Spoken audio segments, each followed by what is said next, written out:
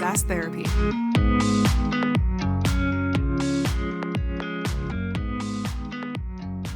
Hello, everyone, and welcome to another episode of SaaS Therapy, the show where we help you save your most important business relationships, your customers. My name is Todd Kirk, and I am joined by the tenacious, the trustworthy, the thoughtful, and the upbeat visionary, Casey Trujillo. Casey, Oh, how you good doing, my friend? gracious. I feel like I need to say, and I endorse this campaign message. It is about me. That is true. So, Todd, I'm doing good today. And I remember back in the day, I would go out and I would do what we called buzz sessions, and they were like these 30-minute sessions, and you get as many people at an organization. They'd advertise it, and you get as many people as you can in the room, and the goal wasn't training. We weren't trying to get them to actually follow along. It was, here's how you could work in your day in the life. And we go through maybe 10 different tips or tricks. And we would start actually in Microsoft Outlook. And I remember showing somebody how to do and save a quick part in Outlook. And if for those in the audience that don't know that, if you're using Outlook email, what you're able to do is a commonly used email that you use all the time. You can copy it, and inside of Outlook, you can save it as what's called a quick part, and you can have a whole gallery of them. And so every time you go to produce a new email, you just choose from your gallery, you choose it, and boom, it pops in. And I would tell you, Todd, every time without fail, someone would actually say a swear word and go, oh my gosh, how long has that been out? Did that come out with a new version of Microsoft? And you'd be like, no, that's actually been in there for like 8 years. And so, Todd, we were recently at an event. And at the event, it was the CS100, a fantastic event for those in customer success. Go look it up. Dave Blake runs it from clientsuccess.com. It's 100 thought leaders in customer success that come in the beautiful Sundance area in Utah. And you just talk about all things customer success. But one of the speakers was talking about the importance of creating video content and making it short and applicable video content. And people's minds were being blown. And I'm looking around like, wait, you're finding this fascinating? Like this is something that's like earth shattering. And it's just one of those things that maybe I've always used in my life, and I just didn't know how valuable it was. So Todd, today, what I want you to do is, because you've been on the learning experience side, you've created all sorts of education materials. I want you to drop some knowledge with our audience today, talking data, talking facts of why, if you're not doing micro learning, you are missing out. So Todd, would you be willing to just drop some data right at the beginning to let people know what's the preferred way in which end users want to learn? Does it matter how long my video content is? And just get us started with some background according to data, because I don't like talking about my gut feeling. I want to talk data. You've seen millions of users go through education. Tell us the data. What is it saying, and why is this important? Well, before we jump into the preferred way that users want to learn, what if we talk about what the most common way SaaS vendors choose to train their end users? Okay, so we'll start there. If you were to guess what the most common way that SaaS vendors choose to train their end users, what do you think their most common way would be? Not the preferred way. What would the most common way be? Common? Oh, you know what? I would still say it's instructor-led training. I would still say the most common way in which SaaS software vendors try to train their end users is through instructor-led training. I would say that. Okay. The knowledge-based articles. I would also go a lot of knowledge-based articles. Agreed. So I would actually say that the first thing that they do is knowledge-based articles. That's fair. A lot of very long-form written content that is, follow these steps, and it's like super boring, dry technical documentation. And it's just, here's how you do this thing with this feature. First, click here. Link. Second, link to here. Third, go. And it's just like, Right. 1,000-word article about some topic. And the reason why I think most SaaS vendors do that is because it feels easy. It's not about what's most effective. It's what's easiest. Because if I'm just describing what you have to do, then I don't have to take screenshots. I don't have to make it look pretty. It's just boilerplate. So I can pump out a whole lot of content. And so I think that's the most common. Your point about instructor-led training is interesting too, though. But I think I would add the caveat that it's not instructor-led training that's the most common. It's human-led training that's the most common. Mm. Because I think a lot of organizations would say we don't actually invest in trainers. We just have implementation managers and CSMs, and they're doing all the training. So it's not Fair. like formal training. It's like, hey, let's hop on a call and I'm going to show you how to do this thing real quick. Right. So those are probably the two most common. And they are both the most painful way for customers to go through training. So the number one preferred way for users to go through training is to watch short form videos. And that is true over listening to audio or reading text. So hopping on a call and having you explain something to me, or me reading a document, those are by far much lower preferred. So the studies actually show that about 80% of users would prefer to watch a video rather than read an article or listen to you explain something in some instructional format, which is crazy, Todd, right? But it's so normal. Like if you go home today and you go to learn something, are you looking and reading the documentation? Are you calling your neighbor and saying, "Hey, will you stay on the phone with me for an hour and explain how to actually go do this?" No, we don't. No one does this.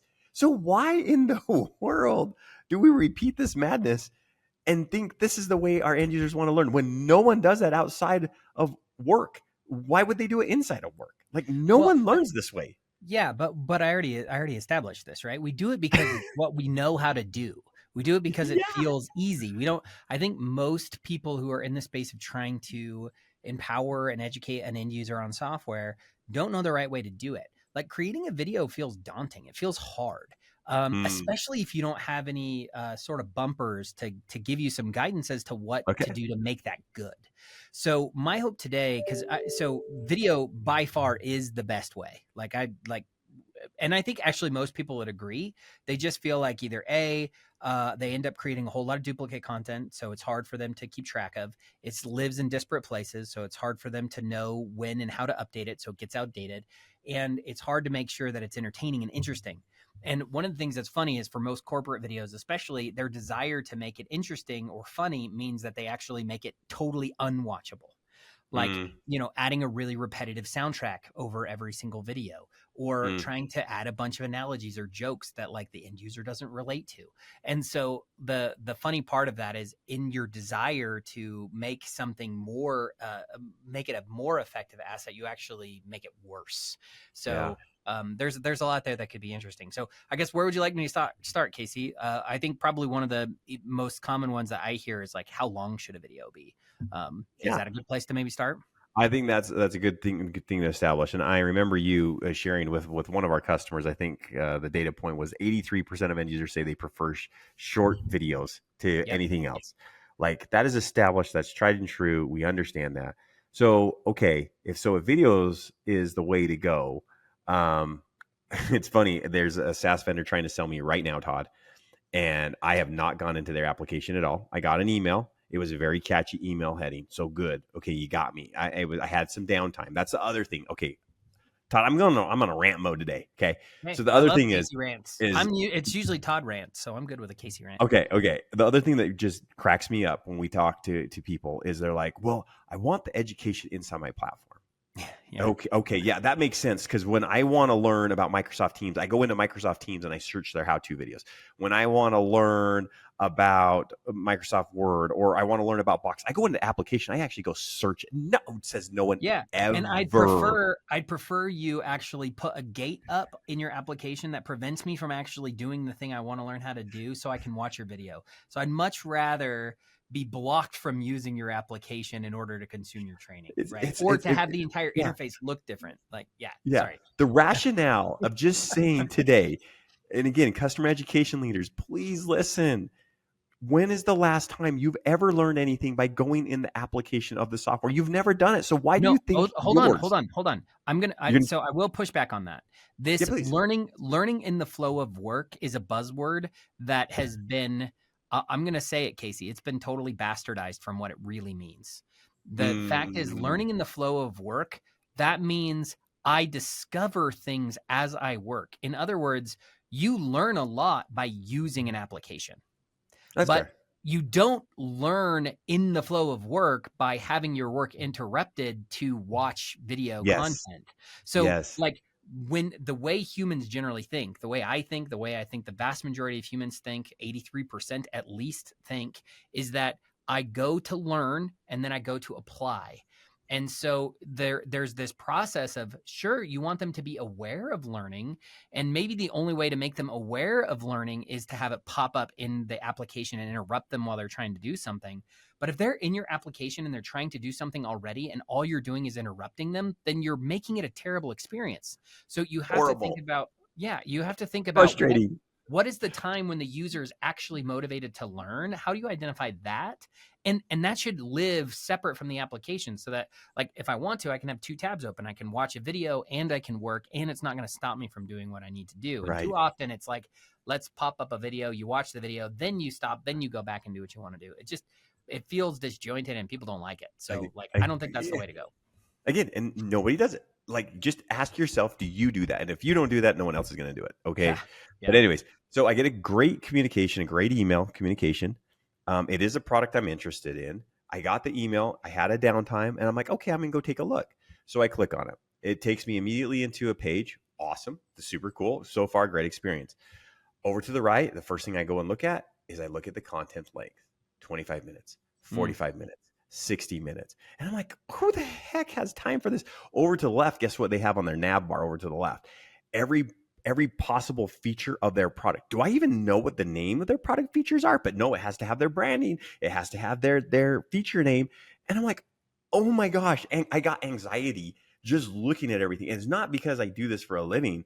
It's just, it was so overwhelming to look at all this information and say, I either got to invest an hour or I got to go look up every one of these words and see what it means. Or I got to click on every tab, click on a link, see if that's any of interest to me, etc. So, Todd, does it really matter how long the length of the content is? Because in my personal experience, and again, my story is not reality, I get it's me, but does length of education content in these videos really matter? It does. It does a lot. And what's surprising is it's not just about length. And you've already kind of alluded to a couple of other principles that I hope people will listen to and really focus on today, which is about kind of the format and the style of the content, and how information is communicated, what kind of voice you use, what kind of terminology you use. All of that's really important. But let's just stick and start first with the idea around length. So Okay. one of the advantages of being in a company that creates a lot of videos and has customers upload and create their own videos is that we've gotten to compare over the years the impact of professional grade videos over like casually created videos by customers. What you discover is that if a customer creates their own education around a topic, it's usually longer. And it's also going to be less professional. It's going to be less polished. So what that's allowed us to do, and this is, I think we've probably analyzed somewhere in the neighborhood of 40 to 50,000 videos, right, over the years. And if you look at those 50,000 videos that have been created and consumed now by millions of users over the course of that time period, we've discovered a few things. And one of the things that really jumps out at me, at least when I look at the data, is that the likelihood that a user watches a video goes down substantially the longer the video is. So let me give you an example. If we create a video and it's a minute long, then 80% of users will watch that video all the way through to completion. That seems pretty good, right? Well, Right. you have to hope that that minute is a powerful amount of, like, it's a valuable amount of minutes, Right. right? Well, if you increase it to 3 minutes, that drops by almost 10%. If you increase it to 5 minutes, it drops by over 20%. If you increase it to 15 minutes instead of 80%, now you're to the point where only about half of people are going to actually watch that video. And if it's over 15 minutes, you drop down to 38%. Now for us, that's the quality content that we're producing, like really high professional grade content. For a customer, their completion rates are 25% lower than that professional grade content. So by the time you are getting to a video that's over 15%, you're looking at less than 30% completion rate all up. Now, what's even worse is that's not even taking into account the percentage of users who even are willing to start the video in the first place. So, the same numbers hold true. You will have less users who are willing and willing to actually start a video the longer it is. Now, it's interesting. YouTube's done a lot of work on this over their own time period, and you'll notice that a lot of content on YouTube is longer form because their algorithm is trying to find entertaining content that users want to watch that keep them engaged long term. So if you think that you can copy the YouTube algorithm, you're crazy, because you're creating corporate content. You're not creating entertaining content that users are looking for on their own. So you have to keep your video content, if you can, under 3 minutes per. So that's the first, I think, piece that's really important. And that also feels daunting, because like getting crisp enough and clear enough to know how to break videos down into core enough communication that users can understand and wrap their heads around, that feels hard too. So I'd much rather just ramble for 15 minutes and only have a small portion of it be, intelligible or easy for the user to make sense of, because then that makes it easier for me to create, because I don't have to do a lot of work to produce it. Remember, most of the decisions we're making, unfortunately, or that I see being made by educational professionals too often, is what is easiest to churn out, not as what is going to be most effective. That's fantastic. And again, you just think about it. It's just so logical. Like when it comes to these things, I turn on Netflix. It gives me a 60-second or a 30-second little trailer. Again, it's just about the enticement. If we're thinking about ProSci and we're thinking about AdCar, awareness creates the desire. I cannot get desire unless I'm aware of why I want to change. And that's why keeping it short, keeping it to the point is so important. So Todd, if you were to build an education course, and let's say you're going to create a linear course, so we're starting out, you're introducing a new software, give the audience some best practices. Let's share our secret sauce here. Let's share why we get such high engagement. You've already talked about length, but let's walk through how you would build out a course. What would be the first 2 or 3 assets that you would recommend, regardless of what type of software it is? But this is kind of your best practices of what you want to do.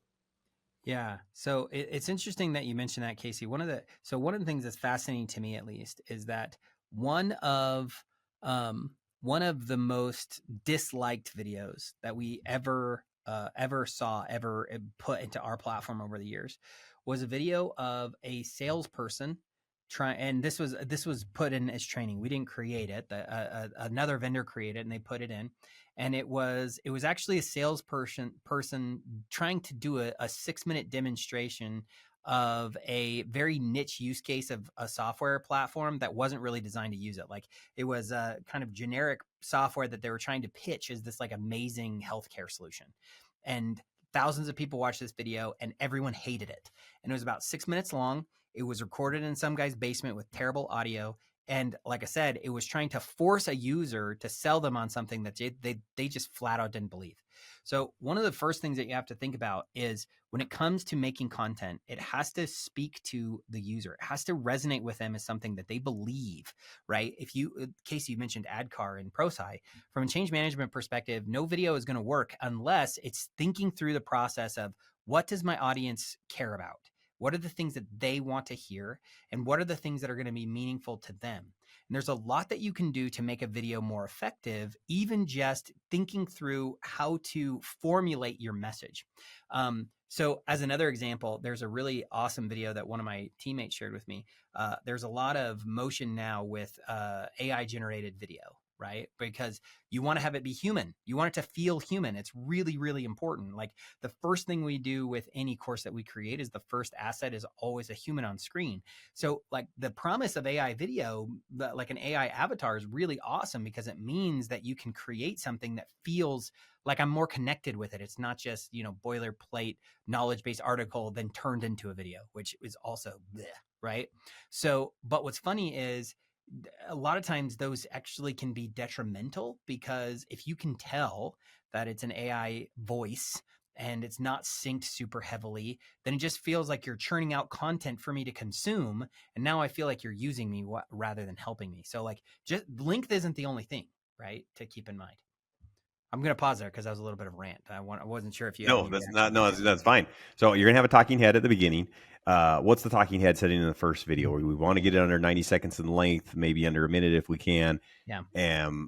Am I giving an overview of the product? Am I doing a what's in it for me? What's that first video? What's the second video?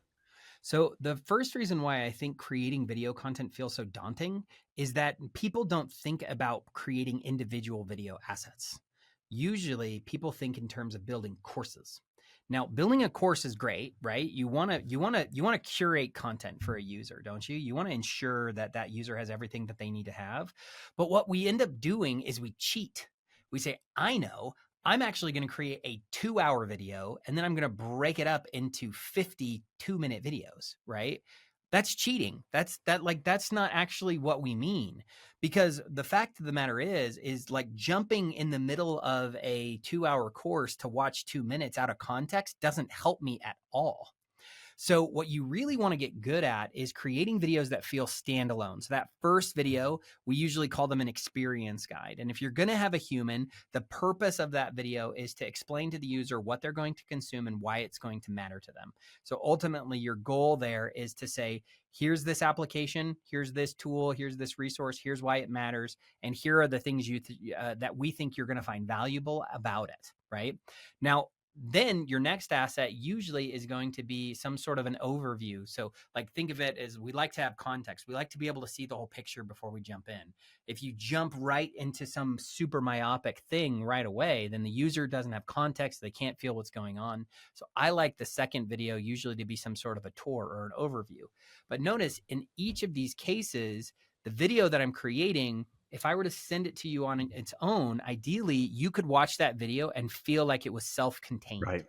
You never Right. want it to be in the next video or in this next part, we're going to expound on this. And really what you're doing is you're leaving breadcrumbs to the user feeling like they've never actually satisfied the itch that they're trying to itch. So any individual video that you create needs to feel self-contained.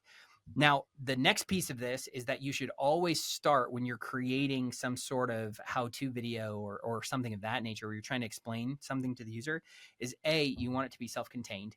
B, you want to start with always, and just because you said it in that first video with a human, here's why you're going to care. You should always start your first sentence or two should be about why it's going to be beneficial to the user. Then you jump into the how-to, then you restate why it matters to them at the end.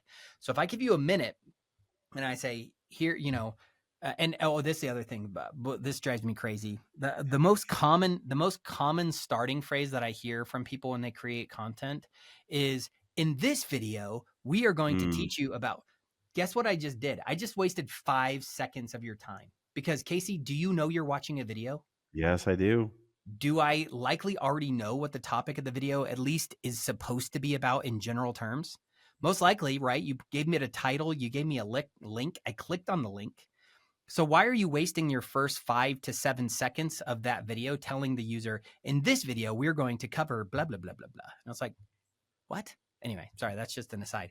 What you should do is you should speak in active terms.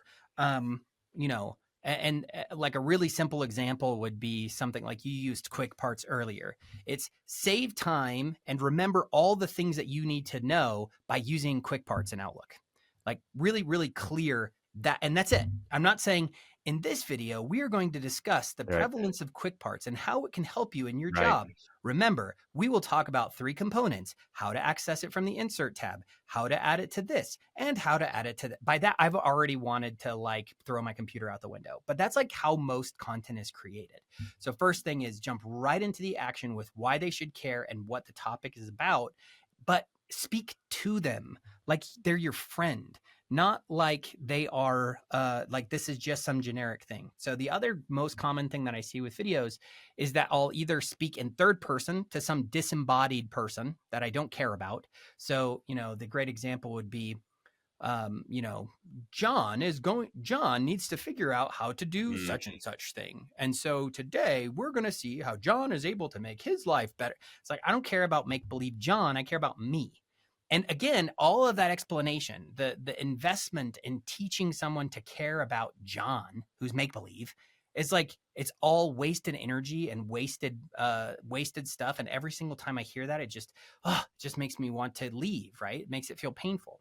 So you either speak in disembodied third person, talking about a make-believe person, or we speak in first person. And so a lot of times what will end up happening is the video is going to be like, okay, so here's how I do this in my job. And what I do is I do this, Mm, I do this, I do this, I do this. And that's the other bad way to think about voice. So don't talk first person about you. Don't talk third person about make believe, make believe Joe or John. Instead, talk in second person, like you're speaking to a friend. And when you talk that way and you share that with, you speak in a way that feels like you're talking to them, not at them or about some other you're right. fictional thing. You're removing all of the mental dissonance that they need to do to connect the dot, right? And ultimately, when it comes to change, when it comes to adoption, you're just trying to connect dots for people. And we add a whole bunch of stuff unnecessarily to the way that we create content that makes it harder for a user to connect the dot. Fantastic. Todd, I love tangible examples. So I'm going to test your memory here and see if you can Mhm. maybe go through a first and second video that you've actually done so people even get a better example of this. I remember you helping Microsoft with OneDrive, and OneDrive was completely new. I believe the first video that you scripted out compared OneDrive to accessing your money wherever you might be at. So Mhm. you don't hide it under a mattress. You want to Yep. be able to pull out your money at any time. And then you went into an overview of how OneDrive would actually work. Quick 90 seconds of here's some key points of like here's how you drag a document. Here's what you do here. Here's an overview of what you would do there.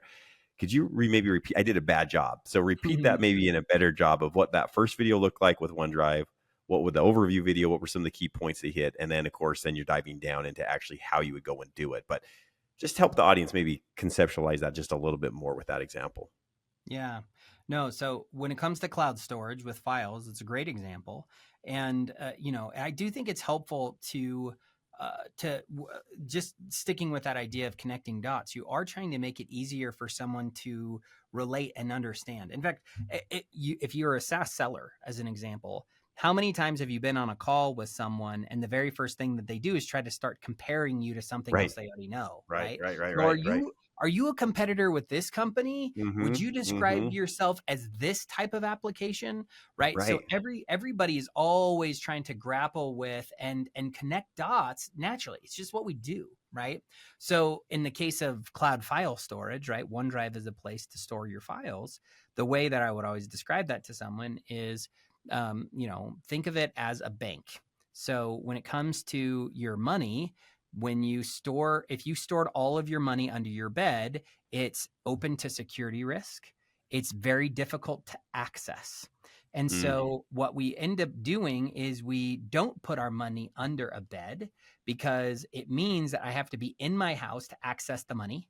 And I have to be the person securing it constantly. And I'm always feeling stress and anxiety that it's not going to work the way that I want it to. When you put your money in a bank, someone else is securing that money and they give you a debit card so you can access it no matter where you are.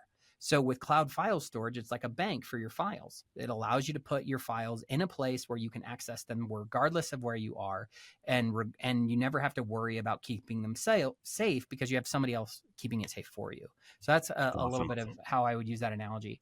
And then the overview video, as you hop in there, is you need to orient them on how to get there, what that experience is going to look like, and what they're going to do. So first thing you got to do is you got to go to OneDrive. Once you get into OneDrive, you're going to notice that there's a new file button in the top corner, but you can just drag and drop files. You may notice that other files have already been shared with you from other people. Awesome. You can open them in your browser and see them and view them and collaborate on them with no problem.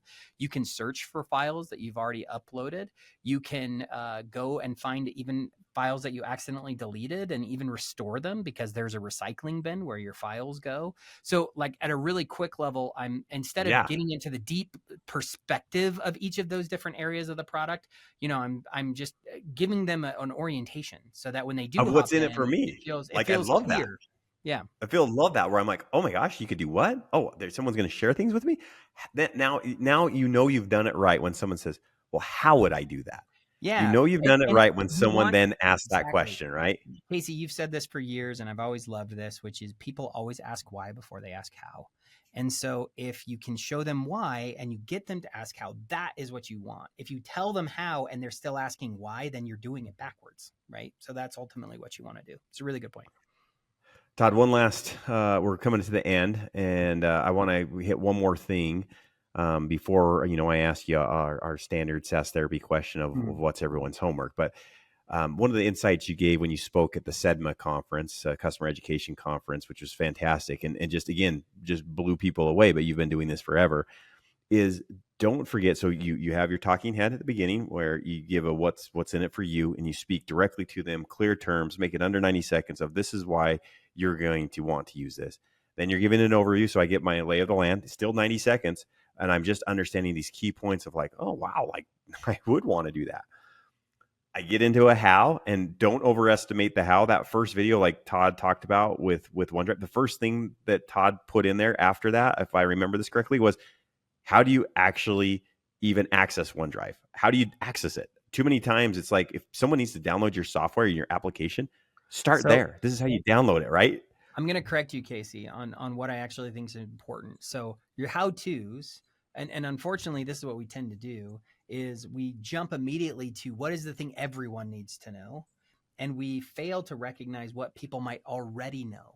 So one of the Mm, things that's important is if I'm going to learn about an application and I want to learn about it for the first time, I might have some inkling of what it does. And I love being reinforced with the either perception I already have or having you change my perception. That feels really nice. So like the idea of an overview and kind of what's in it for me type perspective, those types of content pieces everybody should have. But what if I've already been using the application before? What if I already know why it's valuable? What if I'm really just trying to figure out a new feature or a new capability or a new use case? Well, the third thing I usually do is I don't jump straight into the how-tos at all. I jump into what are the different paths that a user might take based off of their experience. So then maybe I think that what they're going to do or care about is different based off of their role. Maybe what they care about is going to be based off of their experience. Maybe it's based off of what they have a license for. And so I can take that information and then I want to actually adjust what content is presented to them as a hmm result. So usually before I think about what the how is going to be and what I'm going to present to them, I want to think about what I know about them and then adjust that. So that means I either get really good at giving them the right track to go down initially, or I even engage them in that process. So one of the things I like to do is actually create a question that I can ask the user and then branch and change my experience based off of what the user tells me. So take that input from the user and then give them exactly what they want. And that's a really good way to think about that too. So it doesn't necessarily have to be go straight down a linear track. If you can also be smart and make again, you want this to feel like a conversation where you're talking with a friend. So talk with them, speaking you, and give them an ability to have a little bit of input into the track that they go down. Well, Todd, we're perfectly in sync. We worked so well together because I was going to say that the thing that you said at SEDMA was insert survey questions throughout the path.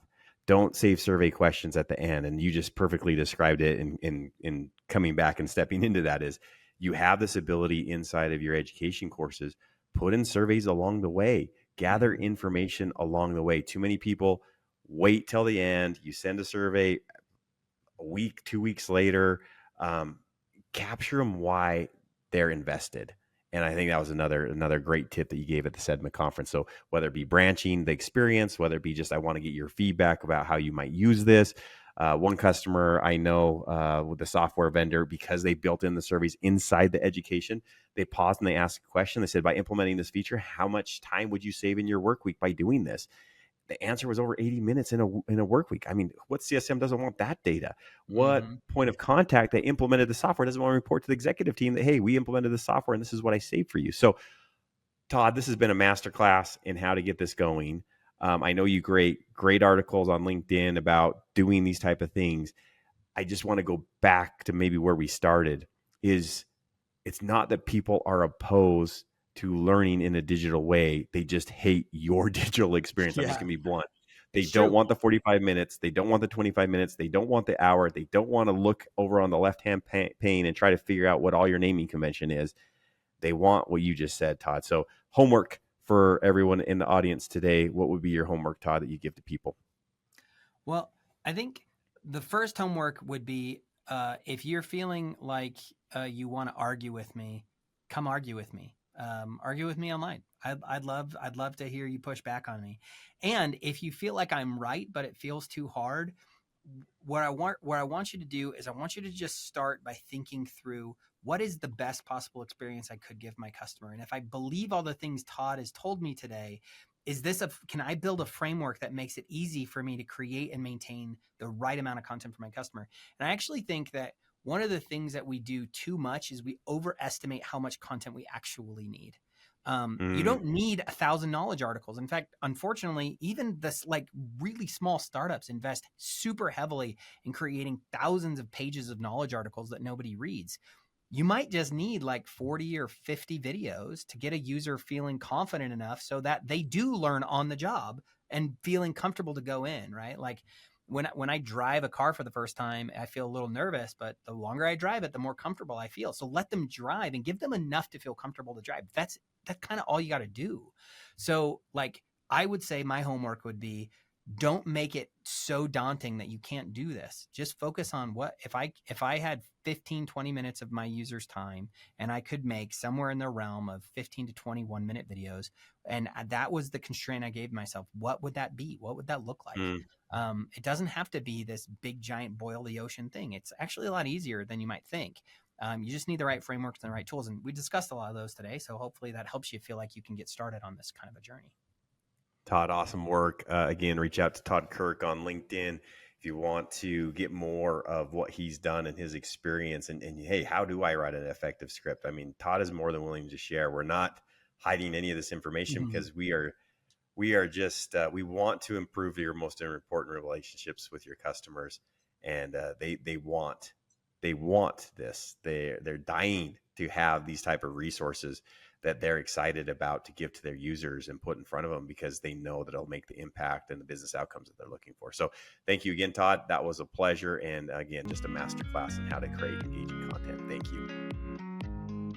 SaaS Therapy is brought to you by Brainstorm, the SaaS platform for SaaS adoption. Learn more at brainstorminc.com.